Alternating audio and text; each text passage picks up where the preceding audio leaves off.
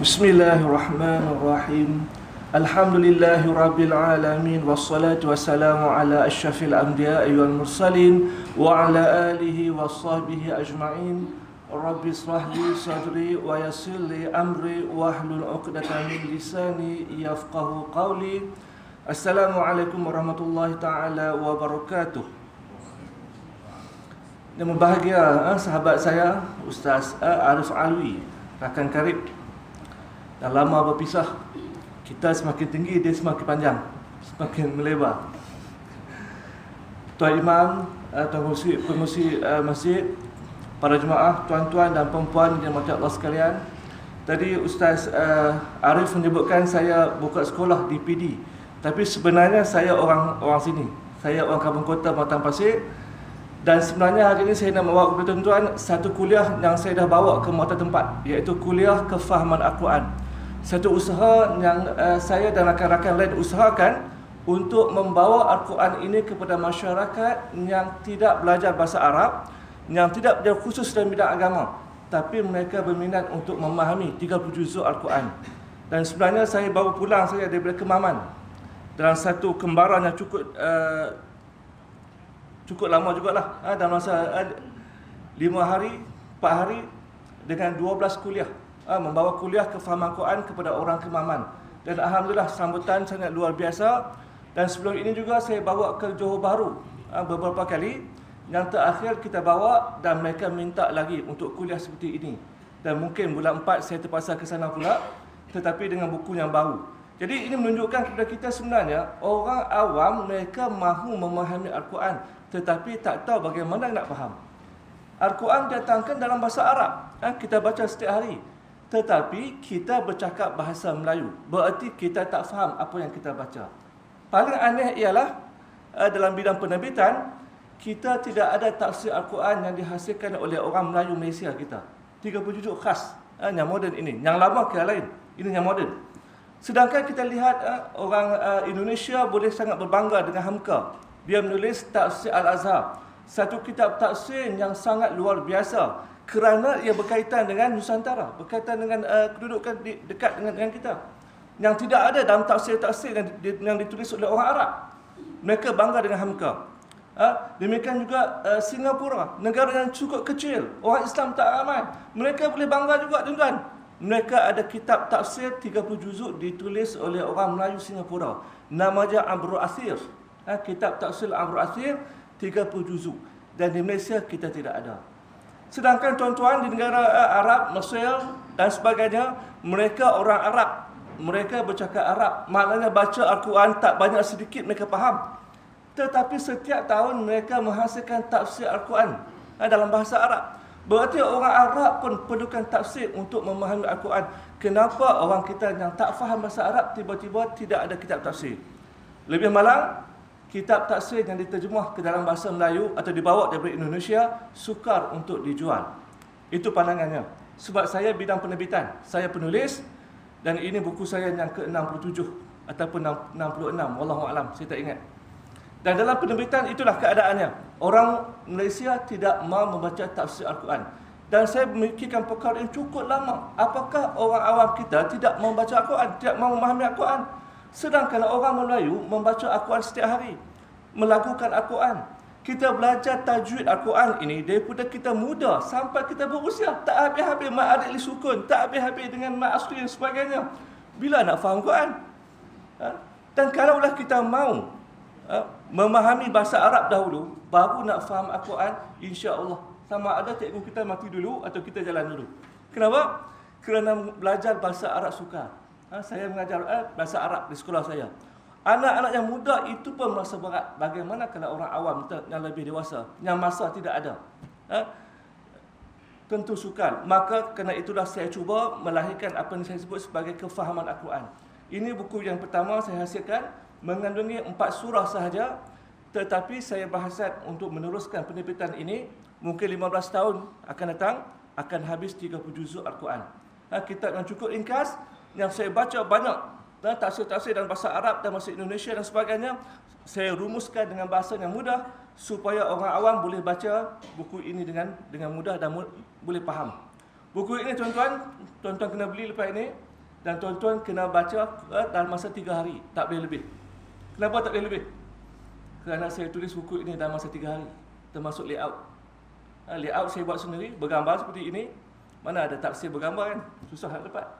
Maka saya mahu orang awam lihat Al-Quran itu bergambar, ada warna cantik, barulah kita boleh faham. Terutama berkaitan dengan benda-benda yang memerlukan gambar, seperti saintifik dan sebagainya. Maka buku ini saya hasilkan 3 hari, dicetak sendiri, diedarkan sendiri, di kedai buku tidak ada. Dan insya-Allah saya dah usaha untuk buku yang kedua, dengan harapan dalam masa 15 tahun mungkin, kalau nyawa saya panjang, saya boleh habiskan 30 juzuk Al-Quran khas untuk orang Malaysia. Lepas itu mati pun tak apa dah. Dan baru ni seorang penulis yang cukup terkenal, Ustaz Abdullah Al-Qari, menulis lebih 300 buku, meninggal dunia dalam usia 70 lebih. Kemalangan balik daripada solat subuh. Cukup hebat. Dia 300 buah buku. Saya tak sampai satu lagi. Macam mana dia tulis? Cukup inspirasi. Jadi pada malam ini saya nak mengajak tuan-tuan untuk memilih satu surah, iaitu surah Al-Qalam. Legasi akhlak Rasul yang mulia. Jadi dalam membahaskan surah-surah seperti ini, saya cuba memasukkan unsur-unsur yang berkaitan dengan hidup kita. Dan saya pilih surah Al-Qalam ini kerana dia berkaitan dengan apa yang berlaku kepada masyarakat Islam pada hari ini. Baik, kita lihat pada ayat yang pertama. Bismillahirrahmanirrahim. Nun wal qalami wa ma yasturun. Demi qalam, demi pena dan apa yang mereka tulis. Kita melihat ayat ini Allah mendatangkan nun, iaitu disebut dalam bahasa Arab sebagai huruf muqatta'ah, iaitu huruf terpotong-terpotong yang tidak ada makna. Nun masuk apa? Tidak ada. Yasin masuk apa? Alif lam mim, alif lam mim ra. Orang Arab tidak pernah sebut seperti ini. Tidak ada siapa yang bercakap qaf, tidak ada. Jadi ini adalah salah satu mukjizat yang Allah turunkan, menunjukkan bahawa Al-Quran bukan ditulis oleh orang Arab, oleh Rasulullah atau orang lain, tetapi datang daripada Allah, dan para mufassir tidak menterjemahkan nun ini apa dia. Kemudian dalam ayat yang sama Allah kata wal qalami, demi pena. Dalam banyak ayat Quran, terutama dalam surah Makkiyah, Allah bersumpah dengan banyak perkara. Allah bersumpah walail, demi malam, wasyam, demi matahari, wal qamari, demi bulan. Sebenarnya Allah tidak bersumpah dengan semua benda ini, tetapi Allah sebenarnya bersumpah dengan diri dia sendiri. Demi aku Tuhan yang telah menjadikan siang dan malam, demi aku Tuhan yang telah menciptakan matahari yang cukup hebat. Maka dalam ayat ini Allah bersumpah dengan nama Allah, dengan nama dia sendiri. Demi aku Tuhan yang telah menciptakan pena sebagai alat untuk menyampaikan ilmu dalam masyarakat, dan apa yang mereka tulis. Kerana itu perkataan qalam dalam surah ini, saya lebih cenderung untuk menyatakan ia maksudnya qalam dan maksud pena, seperti dalam surah Al-Alaq. Jadi Al-Qalam ini, surah ini sangat istimewa kepada saya kerana dia melibatkan dua perkara yang saya minat. Pertama, saya ada seorang penulis, 67 buku, 2 buku dalam proses pembuatan. Saya editor, saya layout artis, buat semua sendiri, 2 buku sendiri semua. Jadi dalam penulisan buku, kita melihat bagaimana di Malaysia sendiri, kita sebenarnya industri pembukuan sedang merosot dengan sangat teruk. Dan apabila masyarakat kita tidak membaca, berarti dalam masa 10 tahun, 20 tahun lagi, kita melahirkan generasi yang bodoh, yang boleh diperkotak-katikkan, yang boleh diubah suai ikut siapa yang bijak. Kerana itulah masyarakat Islam suatu masa dahulu membaca Al-Quran, mereka memuliakan ilmu. Melalui pena, melalui penulisan, ilmu disebarkan sehingga kan masyarakat Islam suatu masa dahulu mencipta ketamadunan ketika Barat masih berada di dalam zaman kegelapan. Ini adalah contoh manuskrip yang diambil, yang ditulis oleh orang-orang Islam dahulu, menceritakan tentang perubatan, tentang anatomi tubuh, menceritakan tentang falak dan sebagainya. Sedangkan dalam masa yang sama, orang Barat, orang British belum ada tamadun lagi. Mereka hidup seperti haiwan, berperang, dan mereka tidak ada yang boleh membaca. Dalam masa yang sama, Islam membina ketamadunan ilmu dengan membina maktabah Baitul Hikmah di Baghdad dan banyak lagi. Kerana Al-Quran jugalah orang Islam memandang ke langit, dan mereka telah pun mengira bintang-bintang di langit ketika orang Barat belum ada apa-apa lagi. Dan kesannya kita lihat orang Islam melahirkan terlalu ramai ulama, yang ulama-ulama inilah membentuk peradaban yang ada pada hari ini, bukan orang barat. Dan kita lihat contohnya dalam gambar ini sebagai ulamanya, yang di belakang tu adalah Maryam As-Soleh, Maryam As-Solabi, istilah diberikan kepada dia. Yang dia pegang bulat itu bukan pinggan. Jangan ingat orang perempuan zaman tu masak saja, tak. Dia ialah pencipta astrolabe, seorang anak dara. Astrolabe ialah satu alat yang bulat yang tujuan dia ialah untuk mengukur kedudukan bintang-bintang di langit. Tuan-tuan boleh gambarkan zaman ketika orang perempuan di barat dilayan seperti haiwan, wanita Islam di Andalusia telah mempunyai ilmu pengetahuan yang cukup tinggi. Siapa kata perempuan tempatnya di dapur semata-mata? Islam tak pernah ajar seperti ini. Pada masa yang sama, di barat orang barat membahaskan perempuan ini manusia ataupun binatang. Maka wanita di negara barat dilayan seperti haiwan untuk puaskan nafsu, untuk bekerja untuk orang lelaki, dan mereka dilayan lebih teruk daripada haiwan. Kerana ilmu jugalah orang Islam telah pun melukis peta dunia termasuk tanah Melayu. Ini tanah Melayu suatu masa dahulu. Orang Islam telah pun lukis. Orang Islam telah menjajah seluruh dunia ketika orang Eropah tak berani berlayar lebih jauh kerana mereka menyangkakan bahawa bumi ini seperti meja. Jangan berlayar terlalu jauh. Kalau berlayar terlalu jauh, pop, terjatuh. Nanti hilang. Itu fahaman orang barat yang kita sangka mereka moden. Mereka orang bodoh ketika itu. Bahasa Inggeris yang kita banggakan pada hari ini hanya dituturkan di kampung-kampung. Inggeris ialah bahasa kampung. Bahasa ilmu ialah bahasa Latin, bukan bahasa Inggeris.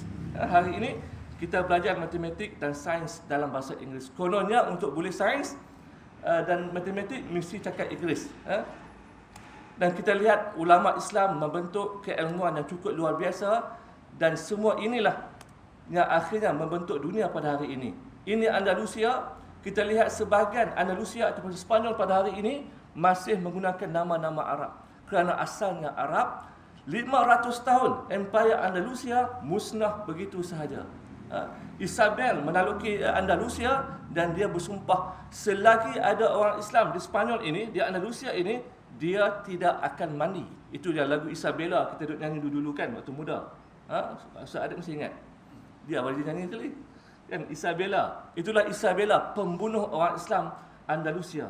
Sehingga kan kita tengok Spanyol pada hari ini seolah-olah tidak ada kesan Islamnya, dimusnahkan sepenuhnya. Tapi kita tengok pelakon-pelakon Spanyol, cuba tengok apa dia macam mana. Tak macam orang British. Rambut dia hitam lebat, kan, keningnya tebal, mata dia hitam cantik. Kan, kerana dia telah bersama dengan orang Arab, kacukan dengan orang Arab. Kerana itu juga di sana terdapat satu muzium yang cukup istimewa. Muzium tempat penyiasaan orang Islam. Semua peralatan disediakan dalam tu ditunjukkan dengan bangganya. Seorang rakan saya kebetulan melawat tempat tersebut dan mereka tak tahu dia Islam. Sebab dia pergi untuk menyertai pertandingan matematik bersama dengan seluruh dunia. Dimasukkan ke dalam muzium ini, dibentangkan macam mana ada tengkorak pada roda yang bulat besar ini. Tengkorak orang Islam dan masih belum dibuang. Macam-macam bentuk penyiasaan dan mereka menyebutnya dengan bangga. Lihat bagaimana kami menghapuskan orang Islam di Andalusia. Orang Islam dan orang Kristian termasuk Yahudi melarikan diri ke Turki dan membentuk Osmaniyah, Turki Osmaniyah di sana, empire yang berikutnya. Jadi kita lihat sebelum itu Islam telah berkembang sehingga kan universiti yang pertama dibina di dunia berada di Morocco pada hari ini, Maghribi. Dan paling menarik ialah pengasas universiti ini adalah seorang perempuan, anak dara. Nama dia Fatimah. Dia mewarisi harta yang banyak daripada ayahnya yang kaya dan dia gunakan semua duit kekayaan itu untuk membina sebuah universiti pertama dunia. Dan universiti-universiti yang dibina kemudiannya semuanya universiti orang Islam ketika orang barat belum ada pendidikan lagi. Sebab itu dalam Oxford, Universiti Oxford suatu masa beberapa tahun lepas mengadakan satu pameran tentang sejarah penubuhan Oxford. Maka mereka pamerkan semua kitab-kitab yang pernah dipelajari dahulu di Oxford ketika dia mula buka, termasuklah kitab-kitab dalam bahasa Arab. menunjukkan bahawa orang barat menimba ilmu daripada Andalusia, orang Islam, dan mereka bawa ke barat. Kita lihat Universiti Al-Azhar, tempat saya belajar ini, dan sampai sekarang masih ada, dan saya sedang usahakan seboleh mungkin menghantar seramai pelajar kita untuk belajar di universiti tertua ini. Kita melihat dalam bidang pembukuan, ini tajuk-tajuk yang cukup menarik ini, malangnya bukan dalam bahasa Melayu, tapi dalam bahasa Indonesia. Ini rawatan saya ke Jakarta, melihat syurga ilmu di sini. Mereka mencetak buku yang sangat banyak, ilmiah. Buku-buku bahasa Inggeris, bahasa Arab diterjemah dengan sangat banyak.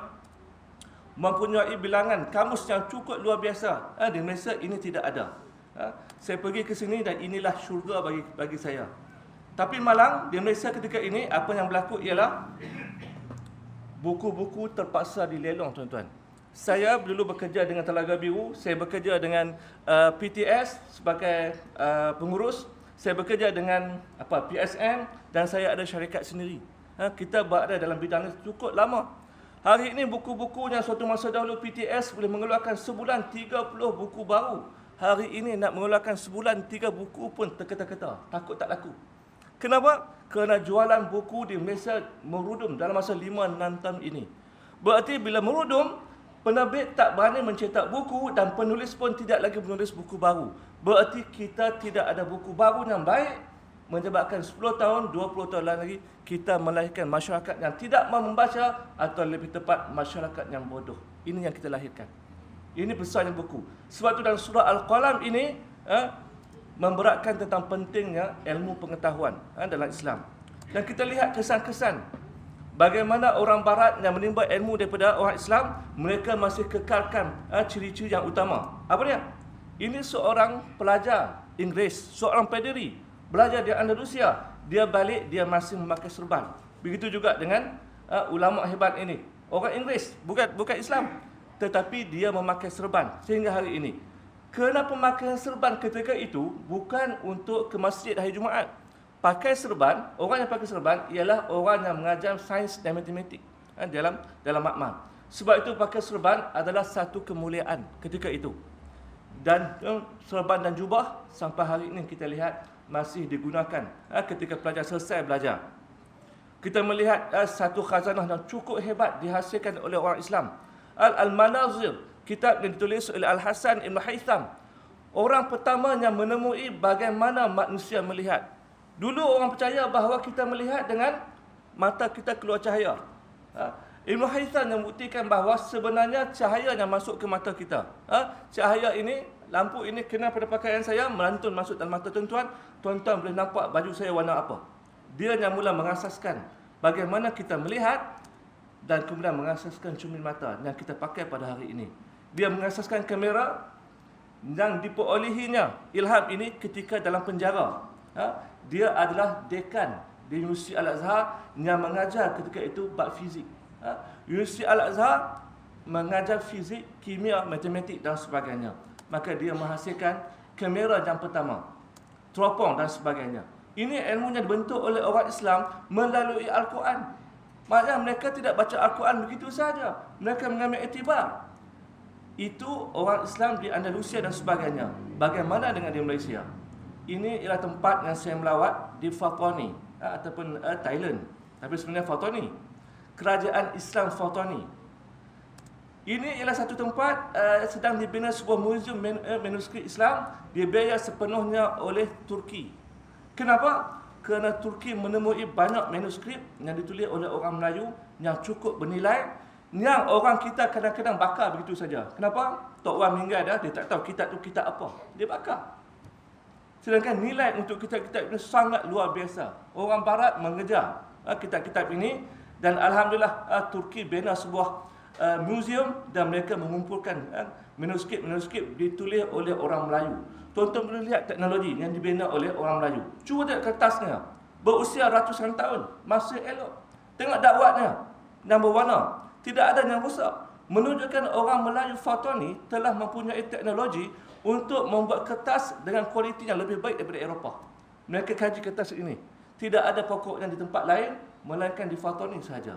Boleh bertahan sehingga 400 tahun. Sedangkan kertas Eropah hanya boleh bertahan 200 tahun. Mereka juga mempunyai ilmu kimia yang cukup tinggi sehingga boleh menghasilkan dakwat seperti itu. Yang berwarna beratus tahun, tapi dakwatnya masih tidak rosak. Ini satu benda yang cukup luar biasa. Dan Turki membawa pulang manuskrip ini ke Turki untuk dibaik pulih dan dikembalikan ke Fatani. Saya pergi ke sana, saya minta, walaupun muzium belum buka lagi, saya minta dekat Baba yang menjaga pondok anak ayam di situ, boleh tak saya nak tengok sebahagian manuskrip yang ada. Sebab kita nak tahu apa yang orang Melayu tulis dahulu. Ini adalah ilmu tentang arwah angin, tentang pelayaran. Ini adalah ilmu tentang Arab dia tu. Bagaimana menghasilkan keris yang paling kuat. Bagaimana aloi-aloi digabungkan untuk menghasilkan besi yang kuat. Ini bukan ilmu yang rendah, ilmu yang cukup tinggi. Berarti sains matematik telah pun datang ke negara kita lama sebelum penjajah datang. Sebab tu seorang tokoh, Syekh Ahmad Khatib Al-Minangkabawi, seorang ulama Melayu yang cukup hebat, imam dan juga khatib pertama di Masjidil Haram. Orang Melayu, tuan-tuan. Berarti dia semayang mazhab Syafi'i di belakangnya seluruh dunia, bangsa seluruh dunia. Imamnya adalah orang Melayu.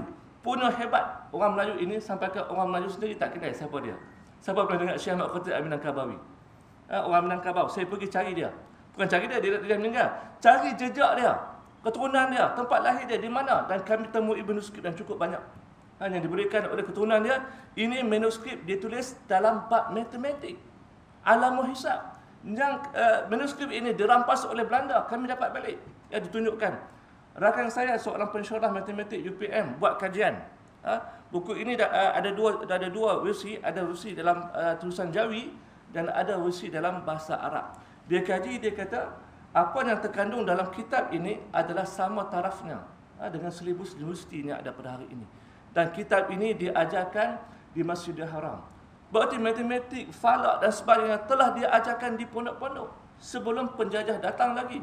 Kalau tidak, tok wan kita dulu, moyang kita dulu nak tentukan masuk maghrib, masuk isyak, nak tengok apa? Kan? Nak tengok takwim. Takwim tidak ada waktu itu. Berarti mereka semua, para ulama dahulu menguasai ilmu falak, ilmu matematik yang cukup tinggi. Barulah mereka boleh buat pengiraan. Bila berlaku gerhana, bila sambut raya, sambut Ramadan dan sebagainya. Menunjukkan ilmu mereka cukup tinggi. Tetapi bila barat datang, penjajah datang, mereka sukulakan ilmu ini dan kita menyangka matematik, sains dan kemodenan ini datang daripada barat. Maka kita bercakap bahasa Inggeris untuk belajar matematik dan juga sains kerana menyangka itulah bahasa ilmu. Di sekolah saya, di Port Dickson, kami belajar sains, kami belajar matematik, geografi, sejarah, tapi dalam bahasa Arab. Bukan bahasa Melayu, bukan bahasa Inggeris. Bahasa Arab, tuan-tuan. Lagi canggih. Kan? Apa kelas bahasa Inggeris? Kemudian kita tengok dalam ayat yang berikutnya, Allah kata, "Ma anta bi ni'mati rabbika bimajnun." Allah kata, sesungguhnya engkau, wahai Muhammad, dengan nikmat Tuhan engkau bukanlah orang gila sebagaimana yang disangkakan oleh orang lain. Wa innalaka la'ajran ghairu mamnun. Sebaliknya engkau diberikan ganjaran yang cukup banyak. Jadi gelaran orang gila kepada para rasul, kepada para ulama adalah gelaran yang cukup biasa sepanjang zaman. Kenapa? Kerana mana-mana ulama, mana-mana rasul datang dalam suatu masyarakat, dia akan bercanggah dengan budaya masyarakat tersebut.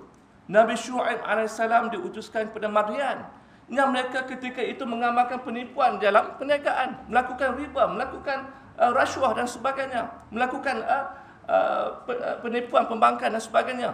Tiba-tiba muncul Nabi Syuaib berkata, jangan tipu dalam perniagaan. Pelik Syuaib ni. Kalau tak nipu, macam mana nak untung? Kan hari ni pun sama juga. Tak rasuah, macam mana nak untung? Kan? Tak ada bunga, macam mana nak untung untuk perniagaan? Riba, kita ubah perkataan jadi faedah, jadi bunga. Tak, itu riba. Tulis perbankan tanpa riba, bukan tanpa faedah. Siapa nak buat pembangkang tanpa faedah? Tak ada faedah. Demikian juga Nabi Lut AS diutuskan pada satu puak yang mereka ini melakukan hubungan seksual secara terbuka, LGBT, perzinaan, rumah-rumah perzinaan mereka seperti gerai di tepi jalan. Satu dokumentari barat yang buat kajian di tempat ini, mereka dapati tempat ini penuh dengan pelacuran. Berarti dalam masyarakat mereka, siapa yang tidak berzina, dia pelik. Siapa yang tidak LGBT, gay dan sebagainya, dia pelik. Tiba-tiba datang Nabi Lut AS berkata, jangan buat begitu, kahwin dengan anak perempuanku. Apa mereka kata ke Nabi Lut? Engkau terlalu suci dan halau daripada tempat ini. Sewaktu semua Nabi datang dalam masyarakat menyatakan benda yang bercanggah demi kebenaran. Dan para ulama pun sama juga. Kerana itu kadang-kadang ulama dicerca, dihina dan sebagainya. Itu sebahagian daripada asam garam. Sunnah untuk perjuangan Islam ialah kita dianggap gila. Buka sekolah gila seperti saya, umur 10 tahun, 13 tahun sudah boleh baca kitab Arab tanpa baris. Sudah berada di Mesir hari ini. Anak saya 14 tahun sudah ada di Mesir. Kerana mereka boleh membaca kitab Arab tanpa baris, boleh bercakap Arab. Dan hari ini mereka berada bersama dengan orang di seluruh dunia dalam kelas. Mereka baru usia 13 tahun, 14 tahun. Cucu kita 13 tahun, 14 tahun, dia buat apa sekarang? Mereka sudah berada di Mesir. Tak fikir nak balik pun. Tadi hantar mesej kat saya, kenapa? Mesir, Kairah banjir. Saya kata, macam mana Kairah boleh banjir? Punya pelik tuan-tuan. Zaman saya Kairah, hujan setahun sekali. Itu pun tak lebat. Tak ada hujan. Hari ini Kairah banjir. Menunjukkan dunia kita ini memang caca melba dah. Dah hancur dah. Macam mana tempatnya padang pasir tiba-tiba boleh banjir? Banjir yang dahsyat pula tu. Mereka seronok sebab apa? Cuti. Sekolah bagi cuti. Boleh rehat di rumah. Kenapa penat? Pengajian, bayangkan, keluar rumah pukul 7 pagi. Kelas pukul 8, 9, 10, 11, 12, 1, 2. Kelas 6 jam. Habis kelas, pukul 2, pukul 3 tuition.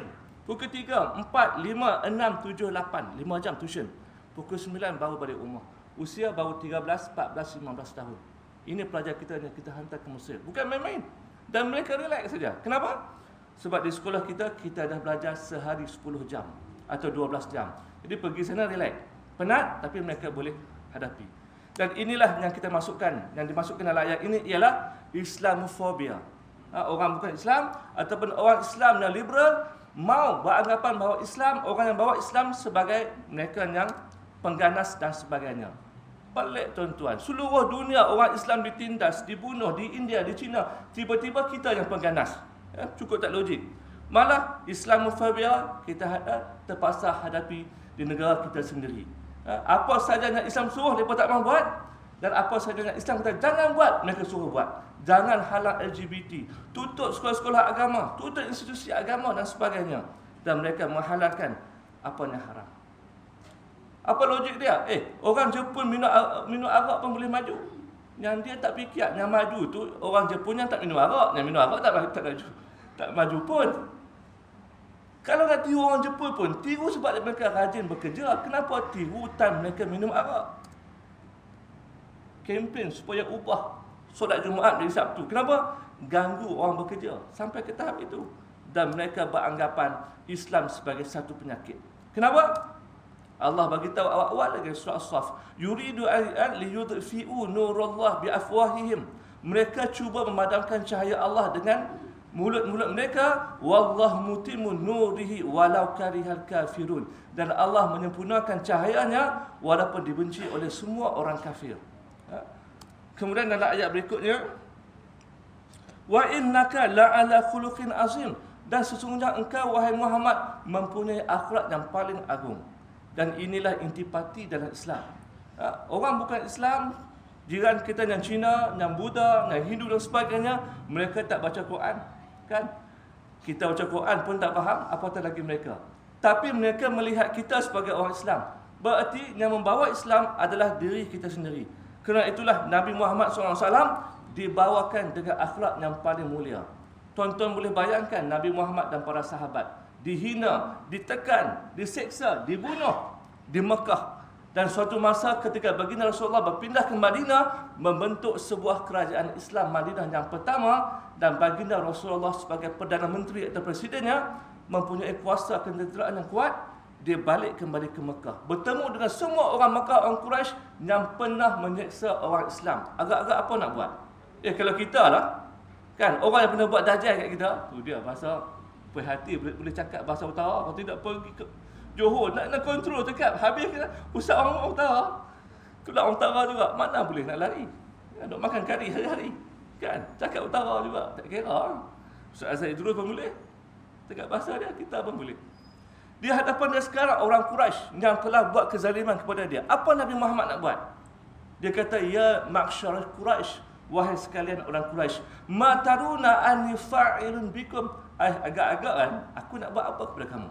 Mereka kata, qalu khairan, buat baiklah kot. Akhun karim, engkau adalah seorang saudara yang baik. Wa ibn akhin karim, engkau anak pada saudara kami yang baik. Lalu Rasulullah berkata, idhabu fa antum tulaqa. Pergilah kamu semua bebas.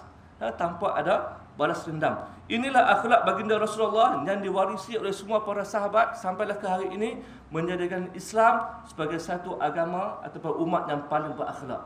Demikian juga Nabi Yusuf AS, kita lihat bencana sejarah, dia cuba dibunuh oleh abang sendiri. Dan bila dia berkuasa, menjadi raja, menjadi Perdana Menteri, menjadi Menteri Keuangan, menjadi Menteri Dalam Negeri, menguruskan tentera dan sebagainya. Dan hari ini abang-abang dia yang cuba bunuh dia berada di depan dia. Kamu kenal tak aku siapa? Akulah Yusuf. Oh, kamu Yusuf rupanya. Takut abang dia. Apa dia kata? Qala la tasriba alaikum ayyam yaghfirullahu lakum wa huwa arhamur rahimin. Jangan risau, hari ini Allah telah mengampunkan kamu, memaafkan kesalahan orang lain yang buat kepada kita. Ada sifat orang Islam yang tidak ada pada orang lain. Orang buat kita macam-macam, fitnah kita dan sebagainya, tiba kita boleh maafkan dia. Kerana itulah Nabi Muhammad diutuskan untuk menyempurnakan akhlak yang mulia.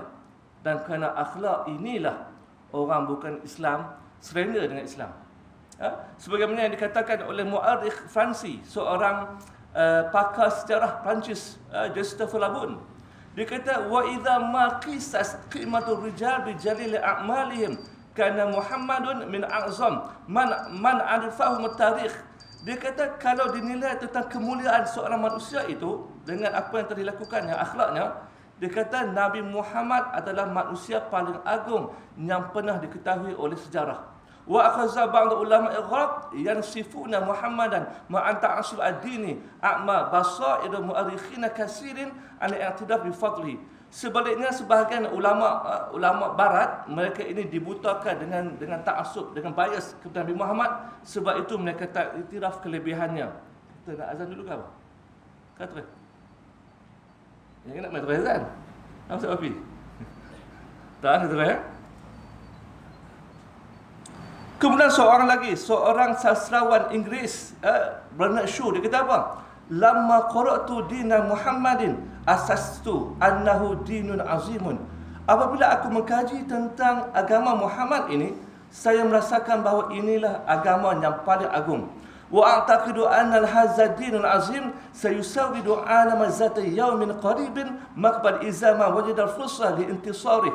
Dia kata, saya yakin bahawa agama yang agung ini akan menguasai alam suatu masa nanti yang sangat dekat, sekiranya diberikan peluang untuk dia tersebar dengan luas.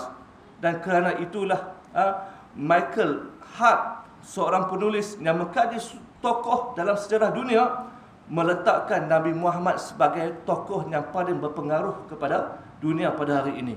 Buku ini menyebabkan kemarahan Vatikan kerana meletakkan Nabi Isa nombor 2, Nabi Muhammad nombor 1, walaupun ini buku ditulis oleh orang bukan Islam, tapi dia sangat-sangat ikhlas dengan ilmu dia.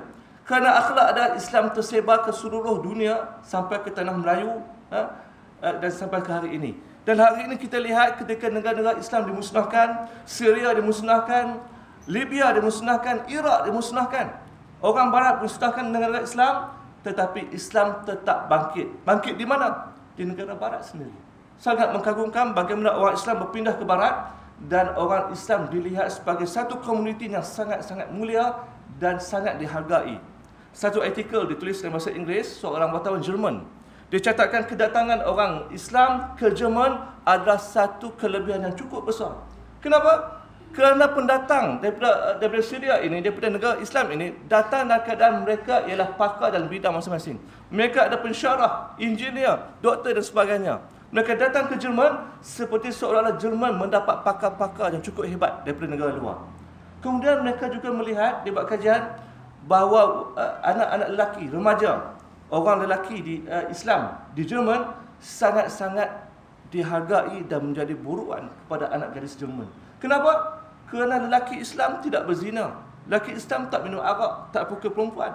Mereka bila berkahwin, mereka bertanggungjawab kepada keluarga mereka. Bekerja keras untuk cari duit dan sebagainya. Menghormati orang tua dan sebagainya. Menyebabkan orang Jerman, perempuan Jerman berkahwin dengan orang lelaki Islam kerana akhlak mereka. Sebab akhlak orang Jerman yang remajanya, lakinya tidak ada. Maka berlakulah perkahwinan dan Islam berkembang dengan sangat luas. Dan kita lihat pada hari ini masjid-masjid terbina dengan sangat banyak. Gereja pula yang telah dilelong, dijual kerana tidak ada orang. Tuan-tuan lihat di Rusia dan sebagainya. Rusia sudah ada masjid yang cukup besar. Masjid yang cukup besar boleh menampung beribu orang pun. Bila buat sembahyang Jumaat, sembahyang raya dan sebagainya, berlimpah ke jalan. Jalan terpaksa ditutup. Ketika orang Islam tidak mau lagi, orang Arab tidak mau, orang Melayu tidak mau pada Islam, Islam bangkit di barat. Dan orang barat, tuan-tuan, tak sama dengan orang kita. Mereka perlu Islam dan mereka mau kuasai bahasa Arab. Saya di Mesir dahulu tinggal serumah dengan seorang Briton. Nama Islam dia Mustafa.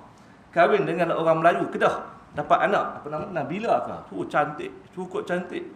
Dia rambut blonde, dapat anak dia. Hitam tak, blonde dia tak. Cantik, cukup cantik.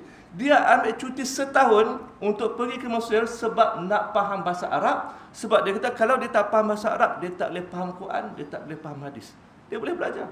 Dan kita lihat hari ini, golongan mu'alaf ini yang ilmu mereka lebih tinggi daripada kita. Sebab mereka tak dapat Islam warisan. Kemudian Allah kata dalam ayat yang berikutnya tentang golongan ini, fasatu basiru wa yubsirun, dan kamu akan melihat wahai Rasulullah, dan mereka juga akan lihat bi ayyikumul maftun, siapa sebenarnya yang gila. Mereka kata Nabi Muhammad seorang rasul adalah gila. Maka Allah kata suatu hari nanti mereka akan tahu siapa yang gila. Inna rabbaka huwa a'lamu biman dhalla an sabilih, kerana Tuhan engkau lebih tahu siapa yang lebih sesat jalannya. Wa huwa a'lamu bil muhtadin, dan dia lebih tahu siapa yang mendapat hidayah. Dan kemudian dalam ayat ke-8 dan ke-9 Allah beri arahan kepada Nabi Muhammad dan juga kepada kita. Apa Allah kata? Fala tuti'al mukazzibin, jangan kamu ikut kehendak orang yang berdusta ini. Wadu law tudhinu fayudhinun, kerana golongan ini mereka sangat suka kalau orang Islam mengikut tunjuk mereka.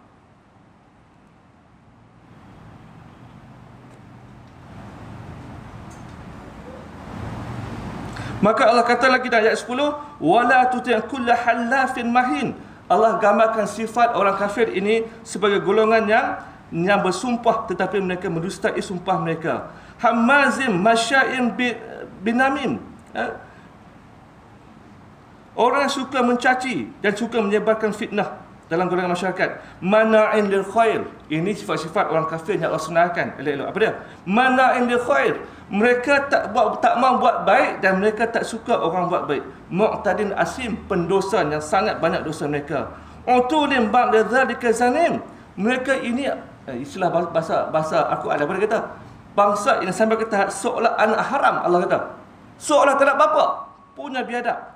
Dan hari ini kita lihat mereka tak mau buat baik tapi mereka menghalang orang untuk buat baik. Mereka tak mau buka sekolah agama bagi cukup, mereka sekat kita untuk sekolah agama. Orang marah, media memainkan isu yang cukup besar, kan? Bila terbakar saja satu mahat tahfiz, tutup semua mahat tahfiz. Saya tak lupa, masih ingat kita di Madu Azhar dulu. Saya dengan Ustaz Arif di Madu Azhar dulu.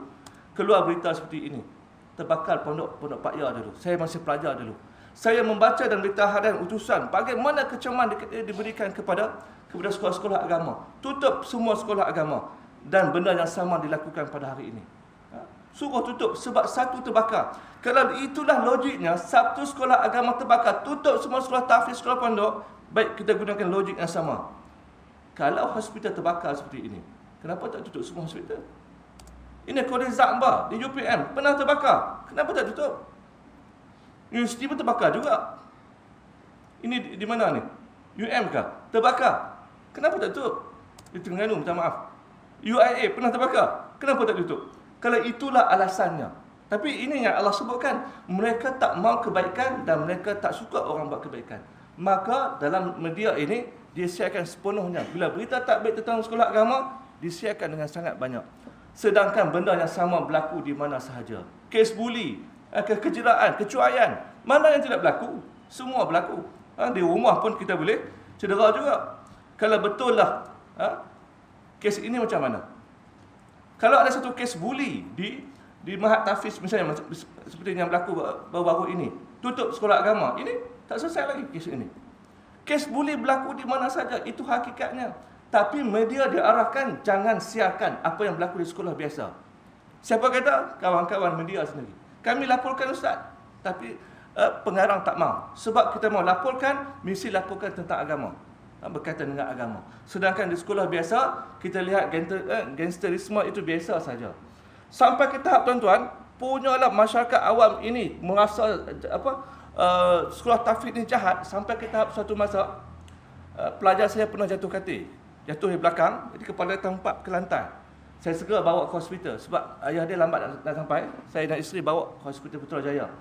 Scan, ada pendarahan. Suatu pendarahan. Saya tengok, apa doktor tu kata kat saya? Dia tanya saya, pelajar ustaz ni kenapa ni? Saya kata, jatuh katil. Apa dia kata kat saya? Betul ke jatuh katil ni ustaz? Entah-entah ustaz empuk dia ke dinding. Tu dia bahasa. Kita ni gegang penumbuk nak belajar balik. Tapi doktor ingat pelajar kita sakit ni. Dan pelajar yang jatuh ini, dah baik semua, sekarang dah ada di Mesir. Ini kes yang berlaku ketika satu kes di mana seorang warden dikatakan merawatan seorang budak yang kaki dia kena potong. Media hentam habis-habisan. Kemudian terbukti sakit sebab lain. Sebab media diarahkan begitu. Sebab mereka takut terlalu ramai ibu bapa menghantar pelajar-pelajar ke sekolah agama, tahfiz dan sebagainya. Kajian dibuat dalam satu tahap. Kenapa selepas darjah 6 dan ambil UPSR, kan ramai, ada jumlah tertentu. Kemudian masuk darjah 1 berkurangan 20 ke 40% daripada pelajar. Datang ke mana? Pergi ke mana? Rupanya masuk ke sekolah agama. Kerana ibu bapa sendiri tahu mereka nak sesuatu yang lebih baik.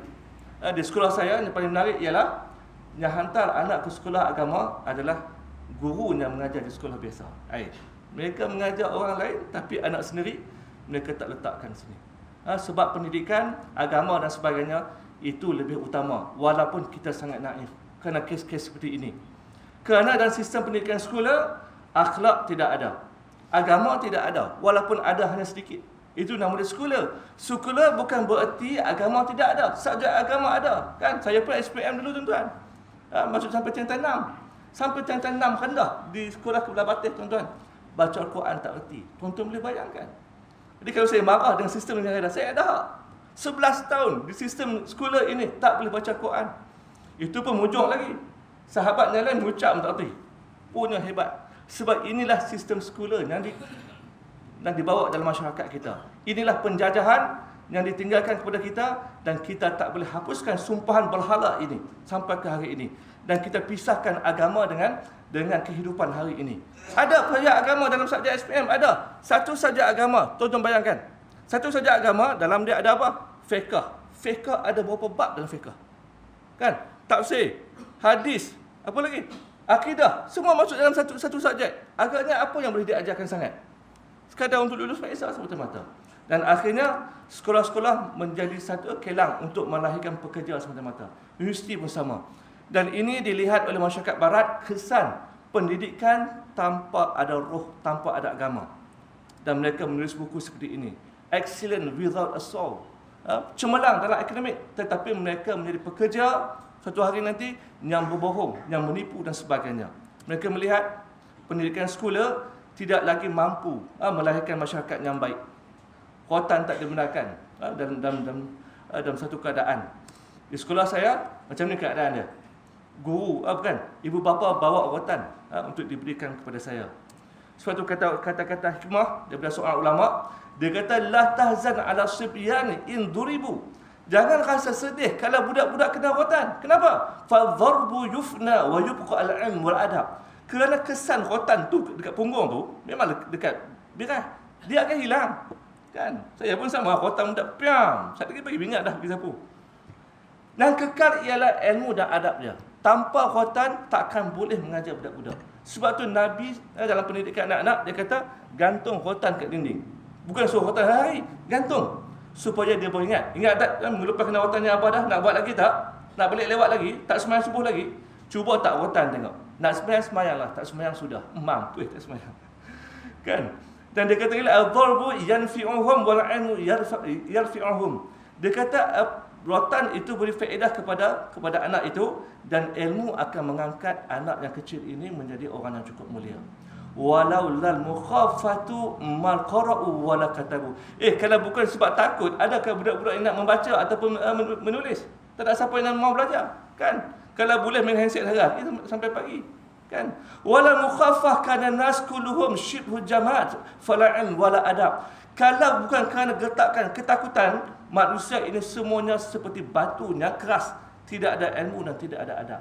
Kerana itulah pendidikan yang ada pada hari ini tak lagi dipercayai, dan kita terpaksa buka sekolah agama. Orang marah sekolah agama. Model degil. Ini saya contoh model yang degil. Sebab degil yang kita buka lagi, kalau tidak tak larat. Kan, bantuan tidak ada. Sebulan 20,000. Kos nak cari. Itu yang pergi mata tempat ni menjadi pengemis. Hari ni lupa bawa tong pula dah. Kan? Pakai kepiah lepas kutip rumah. Cari duit mata nak bayar duit guru, tak ada, tak cukup. Kalaulah kita tutup semua sekolah agama ini, apakah kerajaan boleh buka untuk tampung keperluan yang ada? Tak ada. Ini ada model yang bergolak gadai untuk buka sekolah sendiri, tanah sendiri, cari duit sendiri untuk bayar guru dan sebagainya. Bantulah. Orang kata kenapa tak daftar? Ini yang orang tak faham tentang pendaftaran sekolah agama. Pendaftaran sekolah agama, orang majlis agama ada ni, kan? Syarat dia kena ada pelajar dahulu, sama ada 20 atau 25 ikut. Kemudian ada tempat, kemudian barulah kita boleh apply. Dia bukan macam sijil lesen nak berniaga. Minta lesen baru kita berniaga, betul tak? Sekolah agama tak. Kita kena ada pelajar dahulu, kemudian ada tempat baru buat permohonan. Baru dia akan kira macam mana lepas ke tidak. Saya terkena di Negeri Sembilan 3 tahun dia tak lepas. Saya ingat saya saja. Kenapa dia tak lepas? Apa masalah kita? Tak beritahu. Cek balik, rupanya semua sekolah baru tak dilepaskan. 5 tahun kami cuba minta, tak dapat. Akhirnya kami geng-geng muda yang degil ini, ketegak ini berkumpul minta dekat ni. Kenapa? Apa masalahnya? Rupanya ada seseorang di majlis agama yang semua borang kami dibaku sampahkan. Dia tak luluskan semua sekali. 5 tahun tak dapat. Ya Allah, apa salah kami? Minta dia ditukarkan. Ustaz tu, seorang ustaz, lepas Azhar. Nama Pak Azhar. Dan dapat ustaz baru, alhamdulillah, baru dapat pendaftaran. Jadi bayangkan dalam masa 3 tahun berlaku kebakaran dan sebagainya. Apa yang kami nak kata? Media akan tulis, oh sekolah tak berdaftar. Bukan tak berdaftar. Di Inaya seperti itu.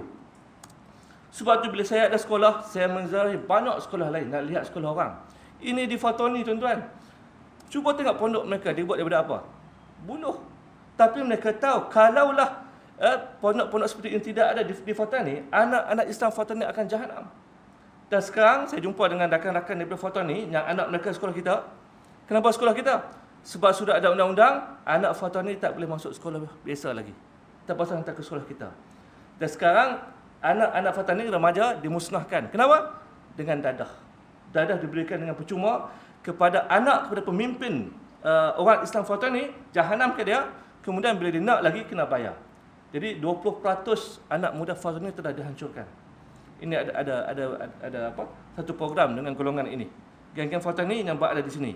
Dan rupanya saya pun keturunan Fatani juga. Mana saya tahu? Punya tak tahu. Dan kita juga menyeru kepada sekolah agama supaya dinaik tarafkan, diiktiraf. Dulu kita ada 4 sanawi. 4 sanawi diharamkan, ditutup, dan sekolah agama tak boleh hidup. Akhirnya kita serah kepada orang lain. Hari ini sekolah agama hidup, tak hidup, mati pun tak mahu. Tak boleh nak urus. Kita cadangkan lebih baik. Inilah sekolah saya, yang pelajar kecil-kecil ini yang saya ambil di seluruh Malaysia sebenarnya. Kita pilih khas mereka yang bijak, cergas, akhlak mulia, dipertemukan dengan para ulama yang hebat. Mereka diberikan silibus yang cukup tinggi. Sebahagiannya adalah kitab di Universiti Al-Azhar. Siapa guru mereka? Ini guru mereka. 3 orang yang terakhir tu, doktor. Dr. Makrofa Ismail, Dr. Irwan, orang Pulau Pinang, Dr. Hafiz Kodiang, orang Kodiang. AJK Fatwa Pulau Pinang dan juga Kedah. Ini sahabat-sahabat saya. Sebahagiannya ada master, sebahagiannya ada BA. Tuan-tuan boleh bayangkan, tokoh-tokoh seperti ini yang mengajar di universiti, tapi mengajar benda yang sama kepada budak 10 tahun. Ini pelajar yang telah berada di Mesir. Tu yang kecil sekali tu. 13 tahun tu. 13 tahun tuan-tuan. Baca kitab fiqh Manhaji bab jihad tanpa baris, dia boleh baca betul. Sebab tu kita hantar ke Mesir. Dia minta kepada mak ayah dia, bagi tahu Ustaz Rohaizil, saya nak pergi tahun lepas, Julai tahun lepas. Saya tak benarkan, awak muda sangat, kecil sangat. Dah lah umur 13 tahun, pendek. Takut tak boleh. Dia boleh minta untuk duduk jauh daripada mak ayah dia. Dan dia pergi. Dan anak saya yang tu, yang belakang Tok Syekh tu, 14 tahun. Tahun ini 15 tahun. Rupa tak ada macam saya pun, macam Tok Wan dia. Mereka berada di sana dengan jadual yang cukup padat. Dan ini pelajar perempuan pertama yang kita hantar ke sana. Nurul Nisa nama dia. Mak ayah susah, jual kuih saja. Tapi anak sangat luar biasa cerdik, berjumpa dengan ulama. Bercakap bahasa Arab, mengajar dalam bahasa Arab. Dan baru ni periksa, dia mendapat anugerah di antara 10 yang terbaik wakil Malaysia, di antara yang terbaik, 10 orang. Dalam kelas pula, bukan kita pelajar Malaysia semua, datang daripada Perancis, Afrika, Amerika, Inggeris. Dan dia masih mendapat nombor 1. Dia ini pelajar yang cukup luar biasa. Dia lompat kelas, daripada kelas awal lompat sampai tingkatan 5. Sekolah rendah tak masuk, tingkatan 1, 2, 3, 4 tak masuk, terus tingkatan 5. Kalau dia lulus sekali lagi ujian bulan 4, kemungkinan dia akan masuk Azhar tanpa SPM. Bulan 9 ini insya-Allah. Dan ini yang cuba kita buat kepada masyarakat, nak bagi tahu bahawa orang Melayu kita, anak Melayu kita sebenarnya cerdik, cuma silibus terlalu rendah. Silibus kita cukup tinggi dan sebab itulah tak ramai yang berjaya. Kan, 8 orang baru kita hantar ke Mesir. Usia dah ini tahun ke-6. Dalam masa 5 tahun, tuan bayangkan berapa puluh pelajar yang telah gagal di sekolah kita. Berhenti sebab tak tahan. Belajar 10 jam sehari. 5.30 mula, pukul 11 habis. Agak-agak berapa subjek? Ni dah periksa ni. Ni saya balik hari ni. Minggu ulang kaji, kemudian periksa. Agak-agak berapa subjek? 35 subjek. Bahasa Arab dipecahkan kepada 7 subjek yang berbeza. Muhadasah, Saraf, kemudian kitabah dan sebagainya. Budak-budak belajar relax. Mereka hafal surah Al-Baqarah, Ali Imran itu, setiap perkataan. Periksa daripada pukul 9 malam sampai pukul 3 pagi. Lengah tangan. Surah Al-Baqarah, 2 juzuk lebih, habis. Betul, 80% betul. Alhamdulillah. Ini periksa subjek yang cukup tinggi. Di antara ialah mantik. Dia ajarkan kepada pelajar ini. Mantik hanya diajarkan di Universiti Al-Azhar. Tak belajar di tahap budak-budak ni. Falsafah mereka sudah belajar. Mereka tahu apa itu falsafah. Dah habis satu kitab yang kedua pula. Dan mereka inilah yang saya kumpulkan, yang saya harapkan mereka ini menjadi satu ulama yang hebat. 20 tahun lagi mereka balik dan mereka akan mengubah Malaysia. Waktu itu saya dan tuan-tuan kita dah mati. Kita sediakan mereka, insya-Allah. Dan di Pulau Pinang saya ada berapa? 2 orang. Setakat ini 2 orang. Orang tu Patah Pasiak, Ustaz Zul, anak dia seorang. Ustaz Zul kawan saya. Kemudian dekat mana? Malaysia Timur seorang, baru masuk seorang. Kedah seorang, Terengganu seorang, Johor pada ramai sekali wakil daripada ni. Pulau Pinang tak ramai. Saya mencari lagi cucu tuan-tuan yang paling bijak, hantar kepada saya. Biar saya bagi dia terteruk, biar pandai pergi ke Mesir. Dan kita juga buat anak tuan-tuan yang lepasan SPM, cemerlang bahasa Arab, jom pergi ke Mesir. Tapi datang khusus dengan kita dahulu. Khusus bahasa Arab dulu, kemudian baru pergi Mesir dengan hanya menggunakan SPM tanpa ini. Inilah sebahagian yang dibahaskan dalam surah Al-Qalam. Dan tuan-tuan boleh dapatkan buku ni nanti di luar sana. Kena habiskan cepat sebab nanti saya nak cetak buku yang lain pula. Dan ini buku dia dengan harga RM20. Saya tangkap tu dulu, Ustaz Alif tangkap tu dulu. Sebab kalau saya sambung, kita ada 4 surah sampai subuh esok tak habis. Kan? Tapi cukup kita faham sikit. Selebihnya tuan-tuan baca 4 surah, tuan-tuan dah faham. Tunggu, doakan saya tulis buku yang berikutnya. Nanti kita sambung lagi, insya-Allah. Sekian dahulu. Assalamualaikum warahmatullahi wabarakatuh.